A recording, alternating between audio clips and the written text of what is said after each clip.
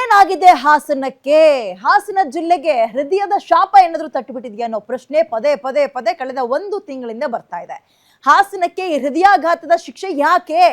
ಹಾಸನ ಜಿಲ್ಲೆಯಲ್ಲಿ ಮತ್ತೆ ಮತ್ತೆ ಮತ್ತೆ ಹೃದಯಾಘಾತಗಳಾಗ್ತಾ ಇದೆ, ಜನ ಸಾವನ್ನಪ್ತಾ ಇದ್ದಾರೆ, ಯಂಗ್ಸ್ಟರ್ಸ್ಗಳು ಸಾಯ್ತಾ ಇದ್ದಾರೆ. ಏನಾಗಿದೆ ಹಾಸನ ಭಾಗಕ್ಕೆ? ಯಾಕೆ ಅಲ್ಲೇ ಹೆಚ್ಚಾಗ್ತಾ ಇದೆ?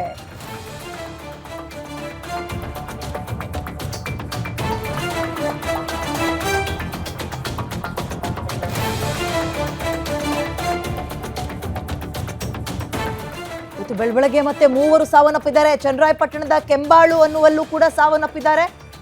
ಕೆಂಬಾಳು ಗ್ರಾಮದ ಲೋಹಿತ್ ಅಂತ, ಇವ್ರಿಗೆ ಎಷ್ಟ್ರಿ 38 ವರ್ಷ. ಬೆಳಗ್ಗೆ ಜಮೀನಲ್ಲಿ ಉಳುಮೆ ಮಾಡ್ತಾ ಇದ್ರು, ಆಗ ಹಾರ್ಟ್ ಅಟ್ಯಾಕ್ ಆಗಿದೆ.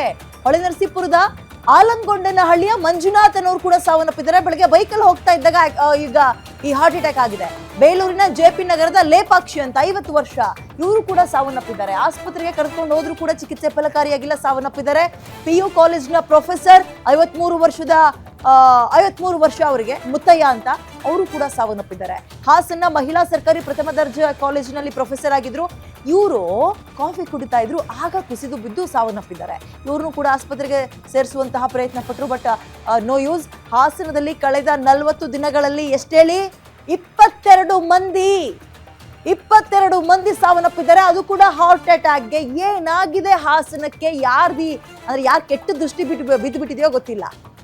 30 ವರ್ಷ, 18 ವರ್ಷ, 15 ವರ್ಷ, 22 ವರ್ಷ, 40 ವರ್ಷ, 50 ವರ್ಷ.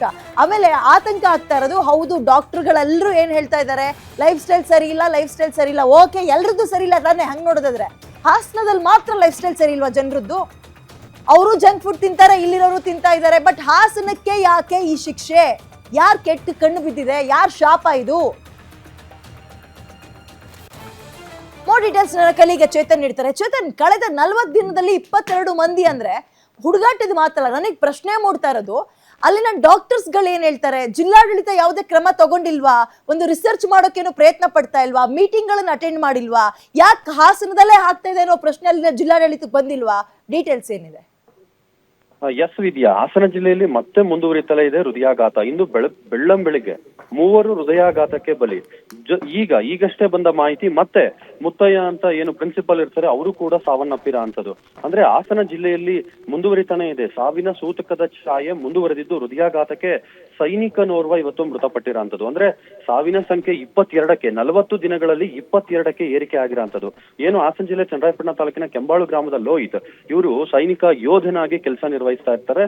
ರಜೆಯ ಮೇಲೆ ಊರಿಗಷ್ಟೇ ಬಂದಿರ್ತಾರೆ. ಇನ್ನೇನು ಜುಲೈ 3ರಂದು ರಿಟರ್ನ್ ಟಿಕೆಟ್ ಕೂಡ ಬುಕ್ ಆಗಿರುತ್ತೆ, ಮತ್ತೆ ತಮ್ಮ ಕರ್ತವ್ಯಕ್ಕೆ ಹಾಜರಾಗಬೇಕಾಗಿರುತ್ತೆ. ಈಗಾಗಲೇ 18 ವರ್ಷ ಸೇವೆಯನ್ನು ಕೂಡ ಇವರು ಸಲ್ಲಿಸಿರ್ತಾರೆ. ಆದ್ರೆ ಇವರ ವಿಧಿಯಾಟವೇ ಬೇರೆ ಇರುತ್ತೆ. ಬೆಳಿಗ್ಗೆ ಇವರು ತಮ್ಮ ಜಮೀನಲ್ಲಿ ಉಳುಮೆ ಮಾಡಬೇಕಾದ್ರೆ ಹಠಾತ್ ಎದೆನೋವು ಕಾಣಿಸ್ಕೊಂಡಿರುತ್ತೆ. ಅಂದ್ರೆ ಏನು ಟ್ರ್ಯಾಕ್ಟರ್ ಅಲ್ಲಿ ಉಳುಮೆ ಮಾಡ್ತಿರ್ತಾರೆ, ಆಗ ಹಠಾತ್ ಎದೆನೋವು ಕಾಣಿಸ್ಕೊಳ್ಳುತ್ತೆ. ಅಲ್ಲಿ ನಿಯಂತ್ರಣ ತಪ್ಪಿ ಆ ಟ್ರ್ಯಾಕ್ಟರ್ ಕೂಡ ಹೋಗಿ ಚಿಕ್ಕದಾಗಿ ಒಂದು ಆ ತೋಟದಲ್ಲೇ ಬಿದ್ದು ಇದಾಗುತ್ತೆ. ಆದ್ರೆ ಸಣ್ಣ ಪುಟ್ಟ ಗಾಯಗಳಾಗುತ್ತೆ. ಅವ್ರನ್ನ ಆಸ್ಪತ್ರೆಗೆ ದಾಖಲು ಮಾಡಿದ್ರು ಕೂಡ ಅವರು ಉಸಿರು ಚೆಲ್ತಾರೆ. ಅದರ ಬೆನ್ನಲ್ಲೇ ಇದು ಒಂದಾದ್ರೆ, ಇನ್ನೊಂದು ಹಾಸನ ಜಿಲ್ಲೆಯ ಏನು ಹೊಳೆನರಸೀಪುರ ತಾಲೂಕು ಮಂಜುನಾಥ್ ಅಂತ, ಇವರು ಕೂಡ ಬೆಳಗ್ಗೆ ಬೈಕ್ ನಲ್ಲಿ ಹೋಗ್ಬೇಕಾದ್ರೆ ಹಠಾತ್ ಎದೆನೋವು ಕಾಣಿಸ್ಕೊಳ್ಳುತ್ತೆ. ಏನು ಕಾರ್ಡಿಯಾಕ್ ಅರೆಸ್ಟ್ ಆಗುತ್ತೆ ಅವರಿಗೆ. ಆ ನಂತರದಲ್ಲಿ ಅವರು ಕೆಳಗೆ ಬಿದ್ದು ಅವರು ಕೂಡ ಸಾವನ್ನಪ್ಪದು. ಹಾಗೆ ಹಾಸನ ಜಿಲ್ಲೆಯ ಬೇಲೂರು ತಾಲೂಕಿನ ಲೇಪಾಕ್ಷಿ ಅಂತ 50 ವರ್ಷದ ಮಹಿಳೆ ಹೃದಯಾಘಾತಕ್ಕೆ ಬಲಿಯಾಗಿರೋ ಅಂತದ್ದು. ಅವ್ರನ್ನ ಏನು ಎದೆನೋವು ಬಂದು ಕುಸಿದು ಬೀಳುತ್ತಾರೆ, ಅವ್ರನ್ನು ಕೂಡ ಆಸ್ಪತ್ರೆಗೆ ದಾಖಲು ಮಾಡ್ತಾರೆ. ಆದ್ರೆ ಅವರು ಕೂಡ ಉಸಿರು ಚೆಲ್ಲಿರೋ ಅಂತದ್ದು. ಅಂದ್ರೆ ಚಿಕಿತ್ಸೆಗೆ ಸ್ಪಂದಿಸದೆ ಅವರು ಕೂಡ ಹೃದಯಾಘಾತಕ್ಕೆ ಬಲಿಯಾಗಿರೋ ಅಂತದ್ದು. ಹಾಗೆ ಹೊಳೆನರಸೀಪುರ ಪಟ್ಟಣದ ಮಹಿಳಾ ಪ್ರೊಫೆಸರ್ ಆಗಿದ್ದಂತವ್ರು ಮುತ್ತಯ್ಯ ಅವರು, ಇವರು ಕೂಡ ಇವತ್ತು ಹೃದಯಾಘಾತಕ್ಕೆ ಉಸಿರು ಚೆಲ್ಲಿರೋ ಅಂತದ್ದು. ವಿದ್ಯಾ, ಅಲ್ಲ, ನಾನು ಕೇಳ್ತಾ ಇರೋದು, ಹೌದು ಇಷ್ಟು ಜನ ಸಾವನ್ನಪ್ಪಿದ್ದಾರೆ, ಯಾಕೆ ಹಾಸನದಲ್ಲೇ ಜಾಸ್ತಿ ಆಗ್ತಾ ಇದೆ? ಅಲ್ಲಿನ ಜಿಲ್ಲಾಡಳಿತಕ್ಕೆ ಇದ್ರ ಬಗ್ಗೆ ಪ್ರಶ್ನೆ ಬಂದಿಲ್ವಾ? ಅಂಡ್ ಡಾಕ್ಟರ್ಸ್ಗಳು ಪೋಸ್ಟ್ ಮಾರ್ಟಮ್ ಮಾಡಿದ್ಮೇಲೆ ಏನ್ ಹೇಳ್ತಾ ಇದ್ದಾರೆ? ಹಾರ್ಟ್ ಅಟ್ಯಾಕ್ ಹೌದು, ಬಟ್ ಯಾಕೆ ಆಗ್ತಾ ಇದೆ? ರೀಸನ್ ಏನು? ಅಲ್ಲಿಗೆ ಏನಾದ್ರು ಕಳಪೆ ಆಯಿಲ್ ಏನಾದ್ರು ಸರಬರಾಜು ಆಗ್ತಾ ಇದೆಯಾ ಹಾಸನ ಒಂದಕ್ಕೆ, ಅಥವಾ ಏನು ಅಂತ ಏನಾದ್ರು ಬೇಕಲ್ಲ? ಜನರಿಗೆ ಯೋಚನೆ ಬರುತ್ತೆ, ಯಾಕೆ ಹಾಸನನೇ ಅಂತ. ಎಸ್ ವಿದ್ಯಾ, ಈ ಸಂಬಂಧ ಈಗಾಗ್ಲೇ ಏನು ಸಂಸದ ಶ್ರೇಯಸ್ ಪಟೇಲ್ ಅವರು ಸರಣಿ ಸಭೆಗಳನ್ನ ನಡೆಸಿದ್ರು, ತಜ್ಞ ವೈದ್ಯರುಗಳ ತಂಡಗಳೊಂದಿಗೆ ಸಮಾಲೋಚನಾ ಸಭೆಯನ್ನು ನಡೆಸಿದ್ರು. ಆದ್ರೆ ಅಂದ್ರೆ ಈ ಏನು ಹಾರ್ಟ್ ಅಟ್ಯಾಕ್ ಇದೆ ಇದು ಸಡನ್ಲಿ ಆಗುವಂತದಲ್ಲ, ಅಂದ್ರೆ ಮುನ್ಸೂಚನೆ ಇರುತ್ತೆ. ಆದ್ರೆ ಕಾರ್ಡಿಯಾಕ್ ಅರೆಸ್ಟ್ ಆದ್ರೆ ಮಾತ್ರ ಈ ತರದ್ದಾಗುತ್ತೆ. ಆದ್ರೆ ಇದು ಎಲ್ಲದಕ್ಕೂ ಕಾರಣ ಜಂಕ್ ಫುಡ್ ತಿನ್ನೋದ್ರಿಂದ ಅಥವಾ ಈ ತರದ ಲೈಫ್ ಸ್ಟೈಲ್ ಇಂದ ಈ ತರ ಆಗುತ್ತೆ ಅನ್ನೋದನ್ನ ಅಷ್ಟೇ ವೈದ್ಯರು. Chetan, sorry for the interrupt. ಹೌದು, ಲೈಫ್ ಸ್ಟೈಲ್ ಸರಿ ಇಲ್ಲ, ಸ್ಲೀಪಿಂಗ್ ಪ್ಯಾಟರ್ನ್ ಏರುಪೇರಾಗಿದೆ, ಎಲ್ಲವೂ ಓಕೆ. ಬಟ್ ಅದು ಇಡೀ ಪ್ರಪಂಚದಲ್ಲೇ ಆಗ್ತಾ ಇದೆ. ಪ್ರಶ್ನೆ ಹಾಸನದಲ್ಲೇ ಜಾಸ್ತಿ ಯಾಕೇನೋ ಯೋಚನೆ ಬಂದೇ ಬರುತ್ತಲ್ವಾ? ಬಟ್ 40 ದಿನದಿಂದ ಆದ್ರೂ ಕೂಡ ಇದ್ರ ಬಗ್ಗೆ ಇಲ್ಲಿ ತನಕ ಮೀಟಿಂಗ್ ಮಾಡಿಲ್ವಾ? ಈಗ ಮೀಟಿಂಗ್ ಮುಂದಾಗ್ತಾ ಇದ್ದಾರಾ? ಹೌದು ವಿದ್ಯಾ, ಈಗಾಗ್ಲೇ ಈಗ ಕಳೆದ ಒಂದು 15 ದಿನದ ಹಿಂದಷ್ಟೇ ಸಂಸದರು ಸಭೆಯನ್ನ ಕರೆದಿದ್ರು, ಜಿಲ್ಲಾಡಳಿತದ ಜೊತೆ ಸಮಾಲೋಚನಾ ಸಭೆಯನ್ನ ಮಾಡಿದ್ರು. ಆದ್ರೆ ವೈದ್ಯರು ಹೇಳ್ತಿರೋದು ಏನಂದ್ರೆ, ಇಲ್ಲಿ ಹೃದಯಾಘಾತ ಒಂದೇ ವಿಷಯಕ್ಕೆ ಪರ್ಟಿಕ್ಯುಲರ್ಲಿ ಆಗೋದಿಲ್ಲ. ಅಂದ್ರೆ ಈ ಮುಂಚೆ ಬೇರೆ ಬೇರೆ ಕಾಯಿಲೆಗಳಿರುತ್ತೆ, ಫೈನಲಿ ಇದು ಹಾರ್ಟ್ ಅಟ್ಯಾಕ್ ಅಂತ ಕನ್ಸಿಡರ್ ಆಗುತ್ತೆ. ಸೊ ಇದು ಬೇರೆ ಬೇರೆ ಕಾರಣಗಳಿಂದ ಆಗ್ತಿರಾ ಅಂತದ್ದು ಅಂತ ಹೇಳ್ತೀರಾ ಅಂತದ್ದು ವಿದ್ಯಾ.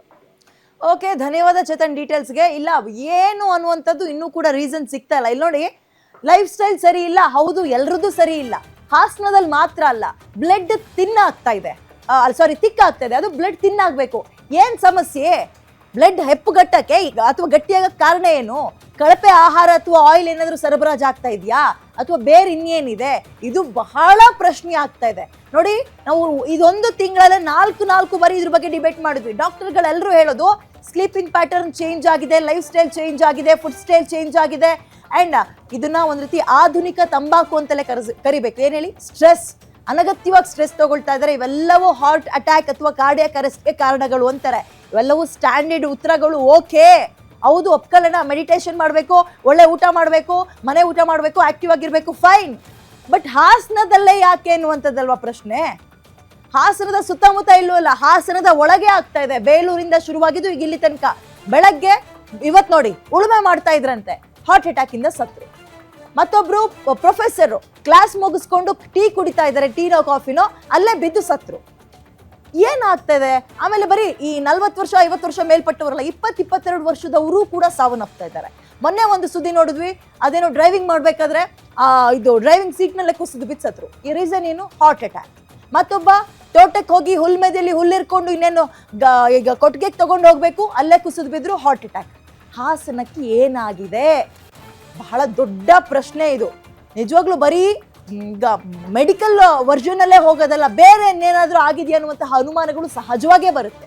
ಅದ್ ಯಾವ ಕೆಟ್ಟ ಕಣ್ಣು ಬಿದ್ದಿದೆಯೋ ಹಾಸನಕ್ಕೆ, ಯಾಕೆ ಹಿಂಗಾಗ್ತಾ ಇದೆಯೋ ನಿಜಕ್ಕೂ ಗೊತ್ತಾಗ್ತಾ ಇಲ್ಲ. ಬಾಳಿ ಬದುಕಬೇಕಾದಂಥವ್ರು, ಎಲ್ಲರೂ ಬಾಳಿ ಬದುಕಬೇಕಾಗಿದ್ರು ಅಂತವ್ರೆ. 20 ವರ್ಷ, 15 ವರ್ಷ, 30 ವರ್ಷ, 35 ವರ್ಷ. ಆಮೇಲೆ ನೋಡಿ, ಫಿಟ್ನೆಸ್ ಅಂತಾರಲ್ಲ, ನೀವು ದೃಶ್ಯಾವಳಿಯಲ್ಲಿ ಗಮನಿಸ್ತಾ ಇದ್ರೆ ನಿಮ್ಮ ಲೆಫ್ಟ್ ಸೈಡ್ ಅಲ್ಲಿ ಇವರು ಆರ್ಮಿ ಆಫೀಸರ್, ಇನ್ನೂ ಕೂಡ ಸರ್ವಿಸ್ ಅಲ್ಲಿ ಇದ್ದಂಥವ್ರು ರಜೆ ಮೇಲೆ ಊರಿಗೆ ಬಂದಿದ್ದಾರೆ. ಈಗ ಆರ್ಮಿಲಿ ಇರೋರು ಹೆಂಗೆ ತಿನ್ಕೊಂಡು ಉಂಡ್ಕೊಂಡು ಹೊಟ್ಟೆ ಇಷ್ಟು ದಪ್ಪ ಬರ್ಸ್ಕೊಂಡಿರ್ತಾರ? ಇಲ್ವಲ್ಲ, ಆಕ್ಟಿವ್ ಆಗಿರ್ತಾರೆ. ಅವ್ರಿಗಲ್ಲಿ ಅಂದ್ರೆ ಹೇಳಿದ್ದು ಬಹಳ ಫಿಟ್ನೆಸ್ ಬಗ್ಗೆ ಗಮನ ಕೊಡ್ತಾರ ಅಂತವ್ರೆಲ್ಲರೂ ಕೂಡ. ಅವರಿಗೆ ಹಾರ್ಟ್ ಅಟ್ಯಾಕ್ ಆಗ್ತಾ ಇದೆ ಅಂದ್ರೆ ವಾಟ್ ಇಸ್ ದ ರೀಸನ್? ಇದು ವೈದ್ಯ ಲೋಕಕ್ಕೆ ನಿಜಕ್ಕೂ ಚಾಲೆಂಜಿಂಗ್. ಒಂದು, ಇತ್ತೀಚಿನ ದಿನಗಳಲ್ಲಿ ಹಾರ್ಟ್ ಅಟ್ಯಾಕ್ ಯಾಕೆ ಅಂತ.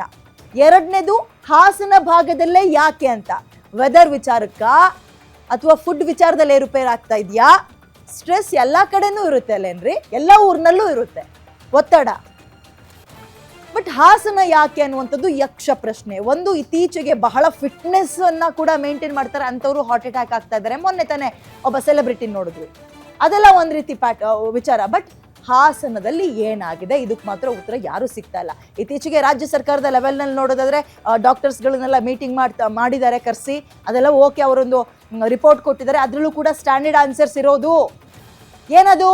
ಸ್ಟ್ರೆಸ್ ತಗೊಳ್ತಾ ಇದ್ದಾರೆ, ಲೈಫ್ ಸ್ಟೈಲ್ ಸರಿ ಇಲ್ಲ, ಫುಡ್ ಸ್ಟೈಲ್ ಸರಿ ಇಲ್ಲ, ಸ್ಲೀಪಿಂಗ್ ಪ್ಯಾಟರ್ನ್ ಏರುಪೇರು ಆಗ್ತಾ ಇದೆ, ಅಂಡ್ ಜೆನೆಟಿಕ್ಸ್, ಅವ್ರ ಅಪ್ಪ ಅಮ್ಮಂಗೆ ಅಥವಾ ತಾತನ್ಗೆ ಯಾರಿಗಾರು ಇದ್ರೆ ಅವ್ರಿಗೆ ಬರುತ್ತೆ ಅಂತ. ಓಕೆ ಸರ್, ಎಲ್ಲವೂ ಓಕೆ, ಒಪ್ಕೊಳ್ಳೋಣ. ಹಾಸನದಲ್ಲಿ ಮಾತ್ರನ ಇದೆಲ್ಲ ಆಗ್ತಾ